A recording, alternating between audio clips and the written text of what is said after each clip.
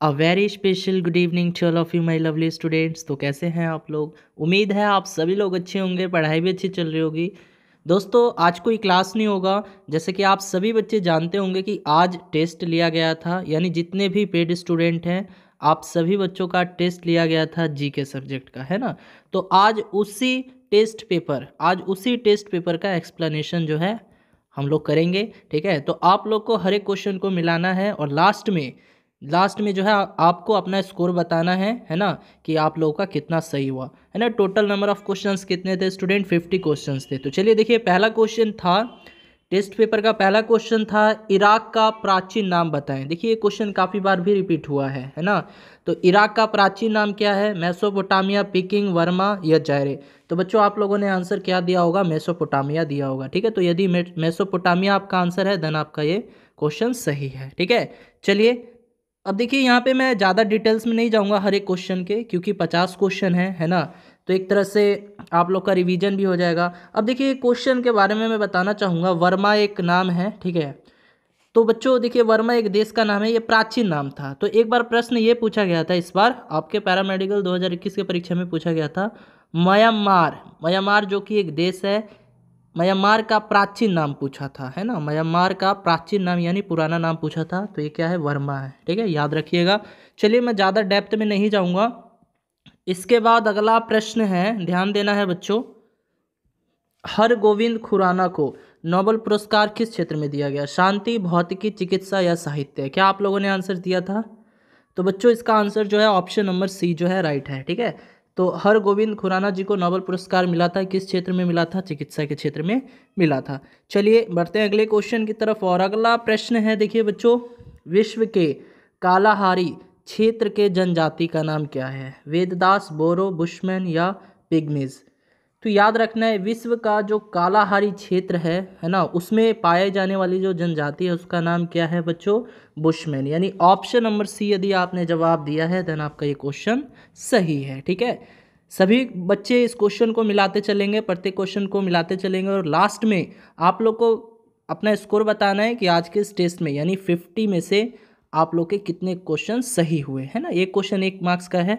तो लास्ट में आप लोग ये जरूर बताइएगा कि 50 में से कितने क्वेश्चंस आपके करेक्ट हुए हैं, ठीक है। चलिए अगला प्रश्न था बच्चों, सौर परिवार का कौन सा ग्रह सबसे ठंडा है? सबसे ठंडा है बुध, बृहस्पति, अरुण या वरुण? बताइए क्या आंसर दिए हैं आप लोग। सौर परिवार का यानी सोलर सिस्टम का सबसे जो कोल्ड प्लैनेट है वो कौन सा है? तो वो है बच्चों वरुण, है ना। तो ऑप्शन नंबर डी है ना, ऑप्शन नंबर डी जो है इस क्वेश्चन का राइट आंसर है। चलिए बढ़ते हैं अगले क्वेश्चन की तरफ। और अगला प्रश्न है बच्चों, ब्रह्मांड के अध्ययन को क्या कहते हैं? एरोलॉजी, मेट्रोलॉजी, कॉस्मोलॉजी या इनमें से सभी?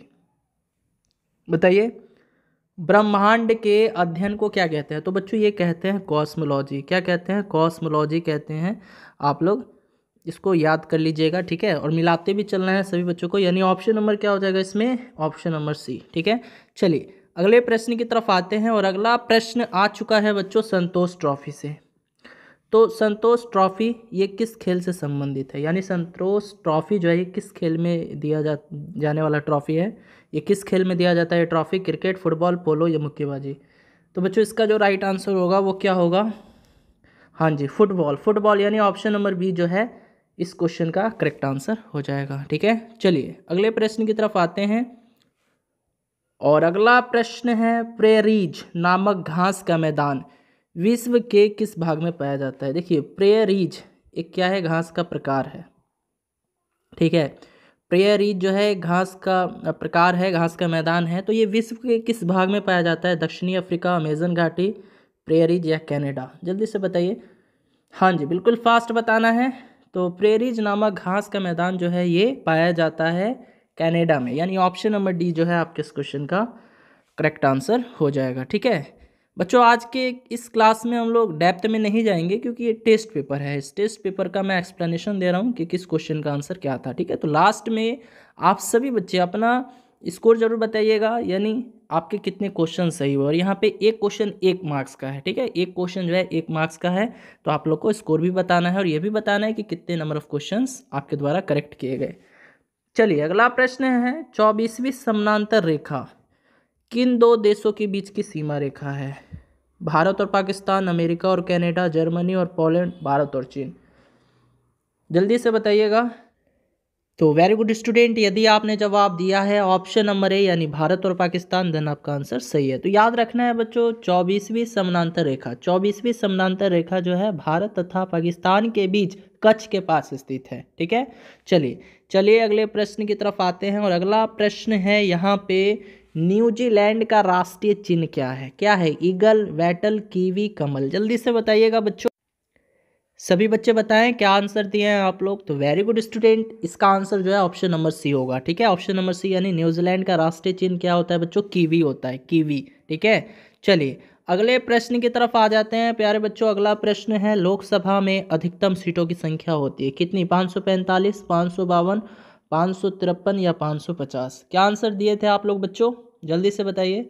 तो वेरी गुड, देखिए अधिकतम सीटों की संख्या कहे तो ये 552 होती है। और वर्तमान में पूछे, ये तो भाई हो गया अधिकतम सीटों की संख्या, अधिकतम है ना।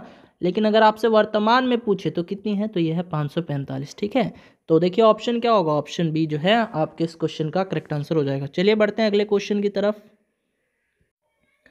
अगला प्रश्न है, लोकसभा अध्यक्ष की अनुपस्थिति में उसके दायित्व का निर्वाह कौन करता है? यानी लोकसभा अध्यक्ष अगर अनुपस्थिति है तो उसका जितना भी रिस्पॉन्सिबिलिटी है उसके काम का, है ना, वो कौन करता है? वो किसके जी में आ जाता है? लोकसभा या लोकसभा उपाध्यक्ष या राष्ट्रपति या प्रधानमंत्री? तो बच्चों, अगर लोकसभा अध्यक्ष अनुपस्थिति हो जाते हैं किसी कारणवश तो उनका जितना भी कार्यभार है वो कौन संभालेगा? लोकसभा उपाध्यक्ष। यानी ऑप्शन नंबर बी जो है आपके इस क्वेश्चन का करेक्ट आंसर हो जाएगा। ठीक है, चलिए अगले प्रश्न की तरफ आते हैं। देखिए ये भी प्रश्न काफ़ी बार रिपीट हो चुका है। योजना आयोग, कल ही के क्लास में मैंने बताया था बच्चों, अगर आप लोग क्लास रेगुलर करते हो ना यूट्यूब वाला, तो आपसे जितने भी क्वेश्चन थे ये टेस्ट में, है ना, 50 क्वेश्चन थे, ये सभी क्वेश्चन आपके द्वारा बन चुके होंगे, है ना। ओके, अच्छा हाँ, देखिए एक छोटी सी इन्फॉर्मेशन है, जो भी विद्यार्थी हमारा पेड कोर्स ज्वाइन करना चाहते हैं तो बच्चों एक न्यू बैच स्टार्ट किया गया है 25 जनवरी से। ठीक है, तो आप लोग इस बैच को ज्वाइन कीजिए। यहाँ पे आपको ऑल सब्जेक्ट पढ़ाया जाएगा, हर एक सब्जेक्ट के अलग अलग टीचर्स होंगे, टेस्ट भी होगा, क्विज भी होगा, साथ ही साथ प्रीवियस पेपर भी आप लोग को कंप्लीट करवाया जाएगा। और जितने भी क्लासेस लिए जाएंगे आपको हर एक क्लास का रिकॉर्डेड वीडियो भी मिलेगा। ठीक है, तो ज्वाइन करने के लिए बच्चों आप लोग जो है दिए गए नंबर पर हमें कांटेक्ट कीजिएगा, व्हाट्सअप कीजिएगा, आपको अधिक से अधिक जानकारी दे दी जाएगी। 8809802288। ठीक है, चलिए देखिए प्रश्न है, ध्यान देना है, योजना आयोग, योजना आयोग की स्थापना कब हुआ था? बताइए क्या आंसर दिए थे? 17 मार्च 1950, 15 अप्रैल 1950 या 15 मार्च 1950? इनमें से कोई नहीं। देखिए ये मैंने बता रखा है। तो देखिए बहुत से बच्चे क्या करते हैं, ईस्वी याद कर लेते हैं। तो ईस्वी याद करने से बाबू काम नहीं चलेगा, पूरा डेट मंथ सब बताना है। तो बताइए योजना आयोग की स्थापना कब हुई थी? तो बच्चों ये हुई थी 15 मार्च 1950 को। यानी ऑप्शन नंबर सी जो है इस क्वेश्चन का राइट आंसर हो जाएगा। चलिए अगले क्वेश्चन की तरफ मूव करते हैं। और अगला प्रश्न आ चुका है, वह प्रथम प्रधानमंत्री कौन थे जिन्होंने संसद सत्र में उपस्थित हुए बिना ही त्यागपत्र दे दिया था? बताइए, मोरारजी देसाई, सरदार वल्लभ भाई पटेल, राजीव गांधी या चौधरी चरण सिंह? बताइए क्या आंसर दिए थे? तो वेरी गुड स्टूडेंट, इसका आंसर जो है ऑप्शन नंबर डी होगा, यानी चौधरी चरण सिंह।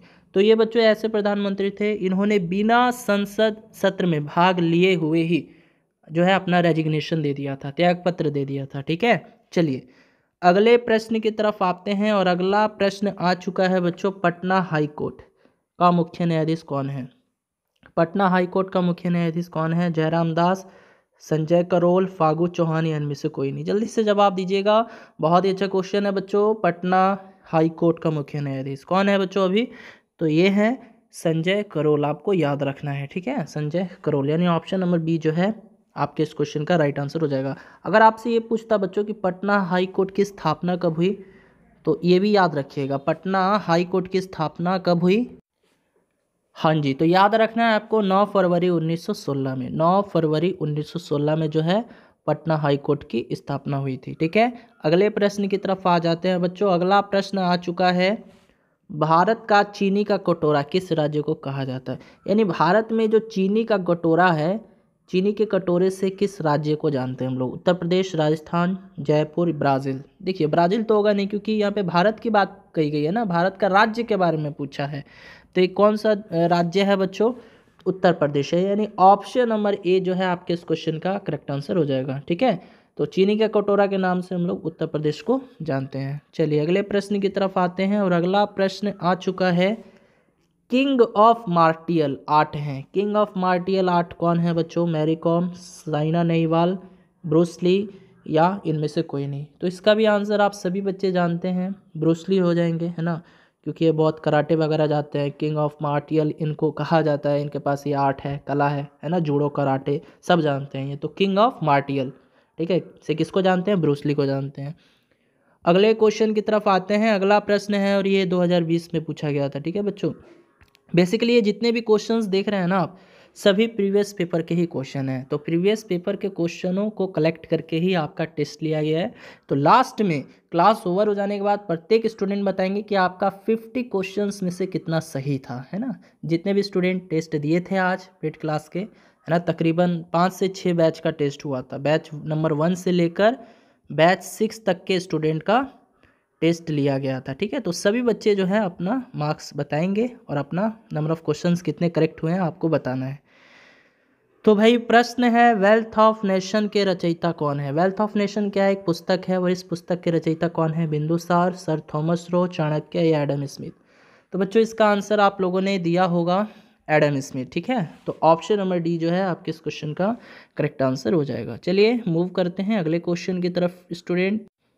और अगला प्रश्न आ चुका है, 1 डिग्री देशांतर को पार करने में 2 स्थानों के स्थानीय समय के बीच को क्या कहते हैं? मतलब देखिए 1 डिग्री देशांतर को पार करना हो तो 2 स्थानियों के स्थानीय समय के बीच का जो अंतर होता है वो कितना का अंतर होता है? बताइए, 2 मिनट, 3 मिनट, 4 ये मिनट, या इनमें से कोई नहीं? बताइए, 2 स्थानों के स्थानीय समय के बीच का अंतर क्या होता है? तो बच्चों ये होता है 4 मिनट। ये भी मैंने आपको बता रखा है, क्वेश्चन एक्सप्लेन भी मैंने किया हुआ था। ठीक है, तो आप लोग क्लास को रेगुलर कीजिएगा ना, तो आपको हर एक चीज़ अच्छे से समझ में आएगा। चलिए अगला प्रश्न है, रैमन मैग्सेसे पुरस्कार। देखिए ये एग्जामिनर का फेवरेट क्वेश्चन है, पूछ लेता है। रैमन मैग्सेसे पुरस्कार जो है ये किस क्षेत्र में दिया जाने वाला पुरस्कार है? चिकित्सा, पत्रकारिता, साहित्य या शांति? क्या आंसर लगाए हैं जी?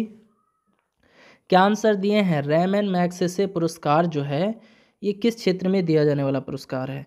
तो जी हाँ, ये पुरस्कार जो है बच्चों पत्रकारिता के क्षेत्र में दिया जाता है, यानी ऑप्शन नंबर बी जो है आपके इस क्वेश्चन का करेक्ट आंसर हो जाएगा। ठीक है, चलिए बच्चों अगला प्रश्न है, प्रधानमंत्री बनने की न्यूनतम आयु, यानी कोई भी व्यक्ति अगर प्रधानमंत्री पद के लिए खड़ा होता है तो उस उम्मीदवार की न्यूनतम आयु कितनी होनी चाहिए? तो ये बच्चों 25 वर्ष, यानी इसका जो राइट आंसर होगा ऑप्शन नंबर ए 25 वर्ष। ठीक है, अगले प्रश्न की तरफ आते हैं। अगला प्रश्न है, देखिए कोविड-19 सभ्यता का संकट और समाधान पुस्तक किसने लिखी है? यानी देखिए कोविड-19 के ऊपर एक पुस्तक लिखी गई है, कोविड-19 सभ्यता का संकट और समाधान, है ना। तो इस पुस्तक के रचनाकार कौन है? रविंद्रनाथ टैगोर, कैलाश सत्यार्थी, प्रेम प्रकाश या शरद पगाड़े? क्या आंसर दिए हैं बच्चों? इसका आंसर क्या दिए हैं आप लोग? बहुत अच्छा क्वेश्चन है ना, रिपीट हो सकता है, काफ़ी क्वेश्चंस रिपीट होते हैं आपके पैरामेडिकल के एग्जाम में। तो जी हाँ, इसका जो राइट आंसर होगा वो ऑप्शन नंबर बी होगा, यानी कैलाश सत्यार्थी। तो कोविड-19 सभ्यता का संकट और समाधान इस पुस्तक के रचयिता कौन है? कैलाश सत्यार्थी जी हैं। चलिए अगले क्वेश्चंस की तरफ आ जाते हैं और अगला प्रश्न है, कौन सी रेखा भारत के बीचों बीच से गुजरती है? बच्चों कौन सी रेखा है? कर्क रेखा, रेडक्लिफ रेखा, मैकमोहन रेखा या इनमें से सभी? बताइए क्या आंसर दिए हैं आप लोग? कौन सी रेखा भारत के एकदम बीचों बीच से गुजरती है? तो उस रेखा को हम लोग कहते हैं, कौन सी रेखा? कर्क रेखा, यानी ऑप्शन नंबर जो है ए आपके इस क्वेश्चन का करेक्ट आंसर हो जाएगा। ठीक है, कर्क रेखा को भारत को, ये कर्क रेखा जो है ना भारत के एकदम बीचों बीच से गुजरती है। और ये कर्क रेखा भारत के कितने राज्यों को टच करती है बच्चों?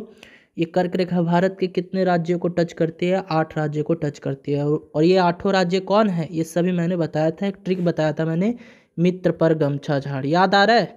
ये ट्रिक मैंने बताया था ना, मित्र पर गमछा झाड़, यानी यहाँ से मी से मिजोरम, त्रि से त्रिपुरा, प से पश्चिम बंगाल, र से राजस्थान, ग से गुजरात, सब बता रखा है ना मैंने, है ना। म से मध्य प्रदेश, छ से छत्तीसगढ़, झाड़ से झारखंड, ये सभी मैंने बता रखा है बच्चों। चलिए बहुत अच्छी बात है, अगले क्वेश्चंस की तरफ आते हैं। चलिए बच्चों, अगला प्रश्न है, स्वतंत्र भारत का पहला रेल बजट किसने प्रस्तुत किया था? John Mathai, Lord Canning, James William या इनमें से कोई नहीं? बताइएगा, स्वतंत्र भारत का पहला रेल बजट किसके द्वारा प्रस्तुत किया गया था? तो ये किया गया था बच्चों जॉन मथाई के द्वारा, यानी ऑप्शन नंबर ए जो है इस क्वेश्चन का राइट आंसर हो जाएगा। ठीक है, चलिए अगले प्रश्न की तरफ आ जाते हैं। और अगला प्रश्न है बच्चों, विश्व की सबसे बड़ी खारे पानी की झील कौन सी है? बैकॉल झील है, सुपीरियर झील है, बुलर झील है या कैस्पियन झील है? क्या आंसर होगा बच्चों? तो विश्व की सबसे बड़ी खारे पानी वाली जो झील है उसको किस नाम से जानते हैं? उसको क्या कहते हैं? उसको कैस्पियन झील कहते हैं, कैस्पियन। यानी ऑप्शन नंबर डी जो है आपके इस क्वेश्चन का राइट आंसर हो जाएगा। ठीक है, चलिए देखिए अगला प्रश्न है, श्वेत हाथियों का क्षेत्र पाया जाता है, यानी जो सफ़ेद हाथी हैं वो विश्व के किस देश में पाए जाते हैं? बच्चों सफ़ेद हाथी, ये प्रश्न आपके पैरामेडिकल 2021 के परीक्षा में पूछा गया था कि सफ़ेद हाथियों वाला देश यानी श्वेत हाथियों का क्षेत्र जो है कहाँ है? Bhutan, Thailand, Australia, Bharat. तो बच्चों इसका जो राइट आंसर होगा वो क्या होगा? ऑप्शन नंबर बी यानी थाईलैंड। तो थाईलैंड में जो है सफ़ेद हाथी बहुत ही ज़्यादा पाए जाते हैं। ठीक है, चलिए अगला प्रश्न आ चुका है बच्चों, भानु प्रताप मेहता ने प्रोफेसर पद से कहाँ से इस्तीफा दे दिया? बच्चों भानु प्रताप मेहता ये काफ़ी चर्चित प्रोफेसर हैं। ठीक है, तो इन्होंने जो है किस कॉलेज से जो है इस्तीफा यानी रेजिग्नेशन दिया है? आईटीआई दिल्ली, पटना विश्वविद्यालय, अशोका विश्वविद्यालय, विद्या भारती। तो देखिए काफ़ी बच्चे बोलेंगे कि सर इसका तो पटना विश्वविद्यालय होगा, क्योंकि बिहार में हो आप लोग तो समझोगे कि ये बिहार से रिलेटेड क्वेश्चंस पूछा गया है। लेकिन इसका आंसर पटना विश्वविद्यालय नहीं होगा, इसका जो आंसर होगा वो होगा अशोका विश्वविद्यालय। ये भी क्वेश्चन आपके पैरामेडिकल 2021 में पूछा गया था। ठीक है, तो याद रखिएगा प्रश्न रिपीट हो सकता है। अगले प्रश्न की तरफ मूव करते हैं। चलिए बच्चों अगला प्रश्न है, औरंगजेब के पश्चात कौन शासक बना? बताना है औरंगजेब के बाद जो है भाई शासक कौन बना था भारत का? बहादुर शाह, नादिर शाह, रामदयाल शाह या इनमें से कोई नहीं? तो जी हाँ, यदि आप जवाब दे रहे हैं ऑप्शन नंबर ए यानी बहादुर शाह, देन आपका आंसर सही है। तो औरंगजेब के बाद कौन गद्दी पर बैठा, कौन शासक बना था बच्चों? तो ये बहादुर शाह बना था। अगले क्वेश्चन की तरफ आ जाते हैं बच्चों। अगला प्रश्न है, कोपेनहेगन किस देश की राजधानी है? Germany, Norway, Denmark, Sweden. चलिए जल्दी बताना है कोपेनहेगन किस देश की राजधानी है? तो वेरी गुड बच्चों, यदि आपने जवाब दिया था टेस्ट पेपर में ऑप्शन नंबर सी, देन आपका आंसर सही है। तो बच्चों यहाँ पे डेनमार्क की राजधानी क्या है? कोपेनहेगन। क्या है? कोपेनहेगन। अब देखिए बच्चों एक क्वेश्चन और पूछा गया था देश और देश की राजधानी से रिलेटेड, है ना? तो एक क्वेश्चन ये पूछा गया था बच्चों, निकारागुआ पूछा गया था। निकारागुआ एक देश है और इसी देश की राजधानी के बारे में पूछा गया था इसी बार कि भैया निकारागुआ देश की राजधानी है क्या है? मनागुआ। क्या है? मनागुआ है, याद रखना है, प्रश्न रिपीट हो सकता है। अगले प्रश्न की तरफ आ जाते हैं। और अगला प्रश्न है बच्चों, तमिलनाडु का राजकीय पशु क्या है? नीलगिरी तहड़, बेल, फायरे लंगूर, अल्पलाइन, कस्तूरी हिरन। जल्दी जवाब दीजिए, सभी बच्चे जवाब देंगे, सभी बच्चे आंसर देंगे। हाँ जी, तो ऑप्शन नंबर, जी हाँ ऑप्शन नंबर जो है ए आपके इस क्वेश्चन का करेक्ट आंसर हो जाएगा, यानी नीलगिरी तहर। ठीक है, नीलगिरी तहर यानी तमिलनाडु का जो है ये राजकीय पशु है। ठीक है, अगले प्रश्न की तरफ आ जाते हैं। और अगला प्रश्न है, बाईचुंग भूटिया इस खेल के खिलाड़ी हैं। यानी देखिए बाईचुंग भूटिया ये खिलाड़ी का नाम है और ये किस खेल से संबंधित है? बाईचुंग भूटिया जो है ये किस खेल के खिलाड़ी है, यानी किस खेल से इनका संबंध है? वॉलीबॉल, क्रिकेट, फुटबॉल या खो खो? जल्दी से जवाब दीजिएगा। तो बच्चों ये फुटबॉल के काफ़ी फेमस खिलाड़ी हैं, तो याद रखना है ऑप्शन नंबर सी जो है आपके इस क्वेश्चन का करेक्ट आंसर हो जाएगा। अगले देखिए वैसे तो फुटबॉल के जो प्रसिद्ध खिलाड़ी हैं जो बहुत ही ज़्यादा चर्चा में भी रहते हैं वो है क्रिस्टियानो रोनाल्डो। ठीक है, आप सभी बच्चे जानते भी होंगे रोनाल्डो को, है ना? वो भाई बहुत ही विश्व का सबसे महंगा प्लेयर हैं और साथ ही साथ बहुत ही नामियर प्लेयर हैं, है ना? सभी बच्चे जानते होंगे। चलिए अगले प्रश्न की तरफ आते हैं। अगला प्रश्न है, गिलहरियों का घर क्या कहलाता है? हाउस ऑफ स्क्वायरल क्या कहते हैं? गिलहरियों का घर क्या कहलाता है? फैनल, ड्रॉय, स्टाई या डेन? जल्दी से बताइएगा। तो बच्चों ये क्या कहते हैं? इसको ड्रे कहते हैं, ड्रे। यानी ऑप्शन नंबर बी जो है इस क्वेश्चन का राइट आंसर हो जाएगा, ड्रे। तो गिलहरियों का घर क्या कहते हैं इंग्लिश में इसको? ड्रे कहते हैं।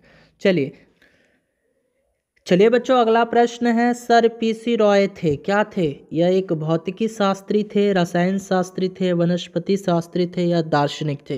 तो बच्चों सर पीसी रॉय जो थे, देखिए इनका पूरा नाम क्या है? पी से प्रफुल्ला, है ना, पी से क्या है, देखिए sir PC Roy, PC Roy. तो बच्चों इनका जो पूरा नाम था वो क्या था? प्रफुल्ला चंद्र रॉय, प्रफुल्ला चंद्र रॉय इनका पूरा नाम था। और ये किस फील्ड से संबंधित है? तो ये बच्चों एक इनका जो फील्ड था वो क्या था? रसायन शास्त्र था, यानी केमिस्ट्री से थे, ठीक है। हाँ जी, तो इनका संबंध किससे रहा है? केमिस्ट्री से रहा है, यानी रसायन शास्त्री थे, ठीक है। तो ऑप्शन नंबर बी जो है आपके इस क्वेश्चन का करेक्ट आंसर हो जाएगा। अगले क्वेश्चन की तरफ आ जाते हैं और अगला प्रश्न है, स्वतंत्रता के बाद रियासतों का भारत संघ में एकीकरण करने के लिए कौन जिम्मेदार थे? देखिए स्वतंत्रता के बाद रियासतों का भारत संघ में एकीकरण करने के लिए इसके लिए कौन जिम्मेदार थे? कौन व्यक्ति? श्री राजगोपालाचारी जी, या पंडित जवाहरलाल नेहरू, या सरदार वल्लभ भाई पटेल, या मौलाना अबुल कलाम आज़ाद? जल्दी से जवाब दीजिएगा। देखिए ठीक इसी टाइप के प्रश्न जो हैं पूछे जाते हैं, ये सभी प्रीवियस पेपर के क्वेश्चन हैं। हाँ जी, तो कौन जिम्मेदार थे? ये option number C, Sardar Vallabh भाई पटेल इसका राइट आंसर हो जाएगा, ठीक है। चलिए अगले क्वेश्चंस की तरफ आते हैं बच्चों। अगला प्रश्न है, काजीरंगा राष्ट्रीय उद्यान किसके लिए अत्यधिक प्रसिद्ध है? दलदली हिरन, जंगली गधा, एक सींग वाला गैंडा या एशियाई शेर? बता दीजिए जल्दी से। देखिए काजीरंगा राष्ट्रीय उद्यान जो है ये कहाँ है बच्चों? ये असम में है, असम में है। तो ये इतना फेमस क्यों है? काजीरंगा राष्ट्रीय उद्यान जो है किस जानवर के लिए फेमस है? तो बच्चों ये फेमस है एक सींग वाला गैंडा। जी हाँ दोस्तों, एक सींग वाला गैंडा के लिए ये काजीरंगा राष्ट्रीय उद्यान फेमस है। तो ऑप्शन नंबर सी जो है आपके इस क्वेश्चन का करेक्ट आंसर हो जाएगा, ठीक है। चलिए अगले क्वेश्चन की तरफ आते हैं। तो अगला प्रश्न आ चुका है यहाँ पे, आंध्र प्रदेश की नृत्य शैली होती है, क्या होती है? यक्षगान, कथकली, भारतनाट्यम, कुचिपुड़ी? बच्चों सभी जानते हैं आप लोग, इसका राइट आंसर क्या होगा? तो ऑप्शन नंबर डी जो है राइट हो जाएगा, यानी आंध्र प्रदेश की जो नृत्य शैली है वो क्या है? कुचिपुड़ी है। अगले प्रश्न की तरफ आ जाते हैं और अगला प्रश्न है, मौर्य काल के दौरान सबसे सामान्य प्रचलित मुद्रा थी, यानी जब मौर्य काल का समय था उस समय जो सामान्य रूप से प्रचलित मुद्रा थी यानी करेंसी थी वो कौन थी? स्वर्ण, कंकिनी, निशक या कर्षपण? जी हाँ, तो ऑप्शन नंबर यदि आप लोग दे गए थे आंसर में ऑप्शन डी यानी कर्षपण, देन आपका आंसर सही है, ठीक है। हाँ जी, सभी बच्चे मिला रहे हो ना? सभी बच्चे मिलाते चलिए कि आपका कितना क्वेश्चन सही है। अगला प्रश्न है, थार मरुभूमि है कहाँ है? गुजरात, पंजाब, राजस्थान या बिहार? जल्दी से बताइएगा, थार मरुभूमि कहाँ है बच्चों? तो ये है राजस्थान में, यानी ऑप्शन नंबर सी जो है इस क्वेश्चन का करेक्ट आंसर हो जाएगा। अगले क्वेश्चंस की तरफ आ जाते हैं। अगला प्रश्न है, सबसे अधिक तेज उड़ने वाली चिड़िया है? हमिंग बर्ड, एल्बास्ट्रॉस, पेरेग्राइन, फॉल्कन या इनमें से कोई नहीं? बताइए सबसे अधिक तेज उड़ने वाली चिड़िया इनमें से कौन सी है? हमिंग बर्ड है, एल्बास्ट्रॉस है, पेरेग्राइन, फॉल्कन है या इनमें से कोई नहीं? तो वेरी गुड स्टूडेंट, यदि आपने जवाब दिया था ऑप्शन नंबर सी यानी पेरेग्राइन फॉल्कन, देन आपका आंसर सही है। तो याद रखना है सबसे अधिक तेज उड़ने वाली चिड़िया है ये, ठीक है। अगला प्रश्न है बच्चों, द्वितीय पंचवर्षीय योजना में किस क्षेत्र के विकास पर सर्वाधिक बल दिया गया था? देखिए बच्चों पंचवर्षीय योजना आप लोगों ने पढ़ा होगा, इसमें प्रथम, द्वितीय, तृतीय काफ़ी योजनाएं थी पंचवर्षीय में। तो इसमें जो द्वितीय पंचवर्षीय योजना थी इसमें किस क्षेत्र में अधिक विकास दिया गया, मतलब अधिक विकास पर बल दिया गया? आपको बताना है द्वितीय पंचवर्षीय योजना में किस क्षेत्र के विकास पर सबसे ज़्यादा बल दिया गया था? कृषि, उद्योग, भिलाई या इनमें से सभी? तो बच्चों इसका जो राइट आंसर होगा वो क्या होगा? हाँ जी, तो ऑप्शन नंबर बी यानी उद्योग पर, है ना। तो द्वितीय पंचवर्षीय योजना में जो है उद्योग पर जो है अत्यधिक बल दिया गया था, ठीक है। अगला प्रश्न है, वर्तमान में राष्ट्रीयकृत बैंकों की संख्या कितनी है? 10, 12, 14, 15? जल्दी से बताइएगा, वर्तमान में राष्ट्रीयकृत बैंकों की संख्या है वो कितनी है? तो वो है बच्चों ऑप्शन नंबर बी यानी 12 है, ठीक है, याद रखना है। अगले प्रश्न की तरफ आते हैं और अगला प्रश्न है, गुरु तेग बहादुर को किसने मरवाया था? बच्चों ये सिखों के गुरु थे गुरु तेग बहादुर। तो इनको किसने मरवाया था? जहांगीर ने, अकबर ने, औरंगजेब या इनमें से कोई नहीं? जल्दी से बताइएगा। गुरु तेग बहादुर सिखों के गुरु थे, तो इनका वध किसने करवाया था? तो ये करवाया था बच्चों औरंगजेब ने। ठीक है, तो ऑप्शन नंबर सी जो है इस क्वेश्चन का राइट आंसर हो जाएगा। ओके बच्चों, हाँ जी, अगले प्रश्न की तरफ आते हैं। अगला प्रश्न है हरित क्रांति का जनक। हरित क्रांति का जनक है कौन है? Varghese Kurien, doctor M S. स्वामीनाथन या ए बी दोनों, या इनमें से कोई नहीं? तो बच्चों यहाँ पे ऑप्शन नंबर क्या हो जाएगा? हाँ जी, ऑप्शन नंबर बी यानी डॉक्टर एम.एस. स्वामीनाथन, ये हरित क्रांति के जनक के रूप में जाने जाते हैं। अगले प्रश्न की तरफ आ जाते हैं। अगला प्रश्न है एपीकल्चर किससे संबंधित है? अंगूर, रेशम कीट, मधुमक्खी, केचुआ। जल्दी से बताइए एपीकल्चर जो है किससे संबंधित है? तो ये संबंधित है बच्चों मधुमक्खी से, यानी ऑप्शन नंबर सी जो है आपके इस क्वेश्चन का करेक्ट आंसर हो जाएगा।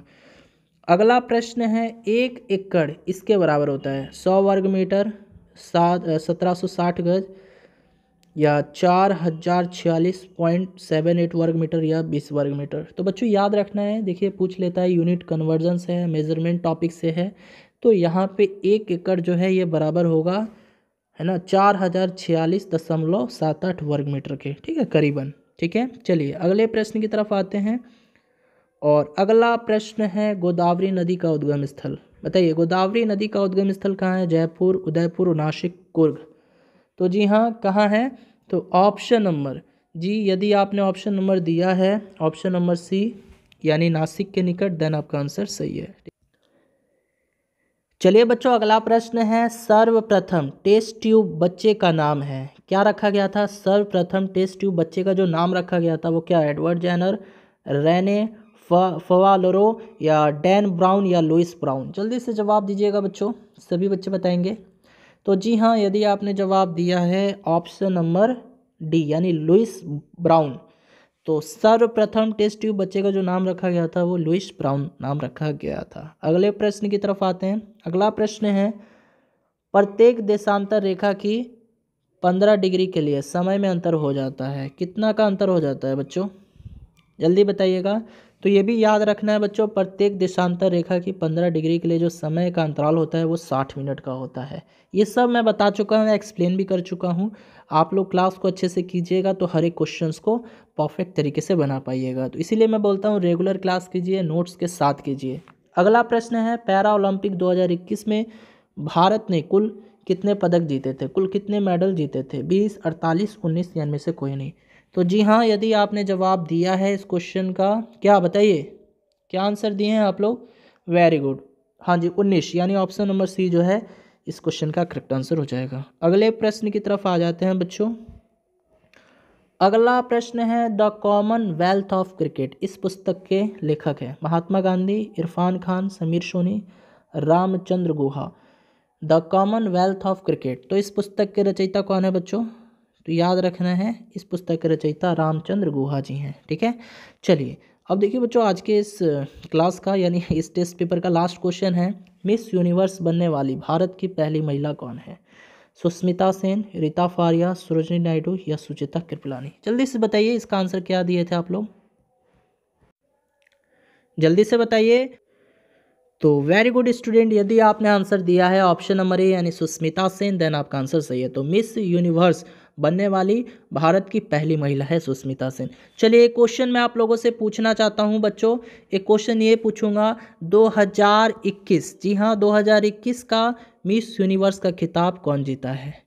तो चलिए इस क्वेश्चन का आंसर आप लोग सभी वीडियो के कमेंट सेक्शन में दीजिएगा, और साथ ही साथ प्रत्येक बच्चे अपने नंबर ऑफ क्वेश्चंस बताएंगे कि कितने करेक्ट हुए हैं। ठीक है, 50 में से कितने क्वेश्चंस आपके द्वारा सही किए गए थे टेस्ट में, आप सभी को बताना है। ठीक है, यानी एक क्वेश्चन जो है 1 मार्क्स का है, एक क्वेश्चन 1 मार्क्स का है, तो आप लोग स्कोर ही बता दीजिए।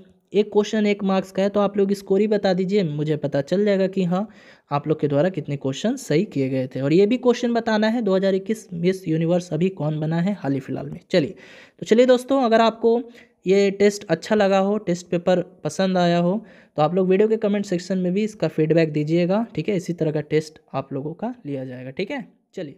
मिलते हैं अगली क्लास में।